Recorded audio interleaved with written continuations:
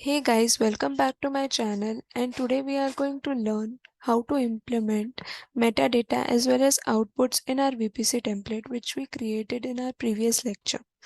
So let's get started. In the last lecture we focused more on parameters as well as resources, and with those parameters we could see this for the subnet CIDR as well as VPC CIDR. I had used a single public subnet in that case, but there are situations or requirements where we need more than one subnets, more than one VPCs. So in that case, it would be very much an inconvenient to directly see the parameters without any kind of groupings. So for better understanding of how these subnets or any other components are grouped. To understand it in a better way, we'll be using metadata to create the different parameter groups. First of all, I'll uncomment it. Then within metadata, what all things can be done, we'll see that in this documentation. So we'll go to metadata and we can see that we have got this syntax to apply, and we can use AWS CloudFormation authentication, AWS CloudFormation init, as well as AWS CloudFormation interface. I'll be using this since I want to create parameter groups. Okay, so this is the way in which we'll be defining our metadata. But first, we'll go to this, we'll get this, that is the syntax.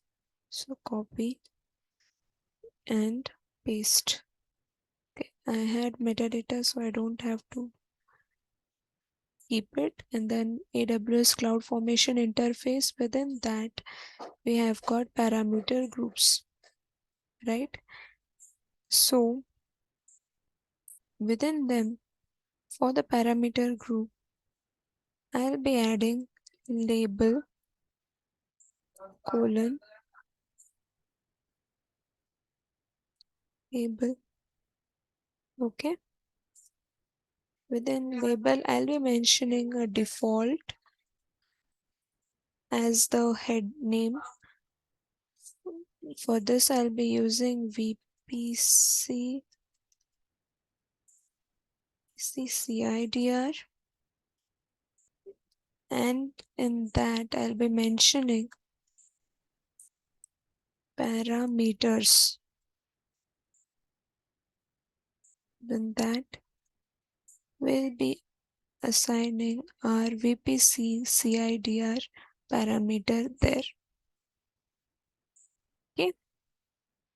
Now similarly, I will be using the same syntax for our subnet as well. It's just that I'll be mentioning subnet CIDR. Within the parameters, I'll be again mentioning the one which is already there, subnet CIDR. Okay. Now, if I save it, I'll go to CloudFormation once again, create stack, upload a template file.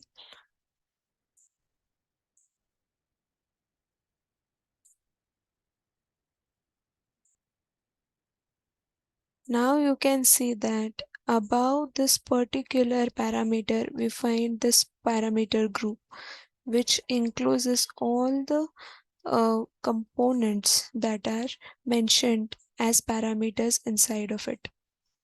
Okay, so we are done with the metadata. Now we'll be focusing on our outputs. So basically, what are outputs? So outputs help us create or export the components, created components, so that we can reuse them somewhere else. We'll go to outputs. Okay, You can copy this as it is.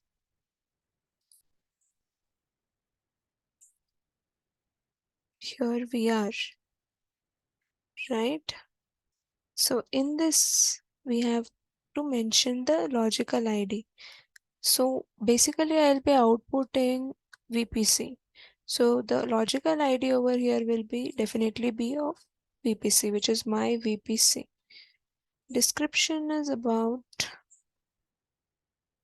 my VPC, and value that needs to be returned has to be mentioned over here, right?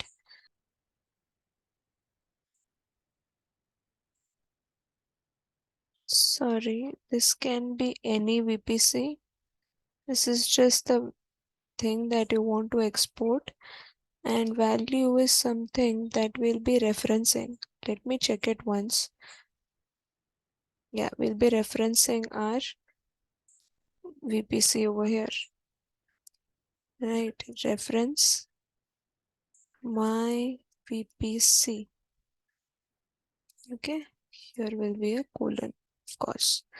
Then for the name to be exported, I will be again using the same my VPC. Control S.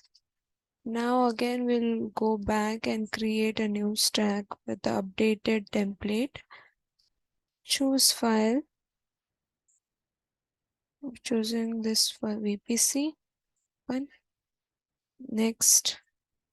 So I'll be naming the stack name as my stack for VPC. Okay. Next, I'll be adding the tag as name and VPC. Okay. Then we'll keeping the rest of the things as it is and submit.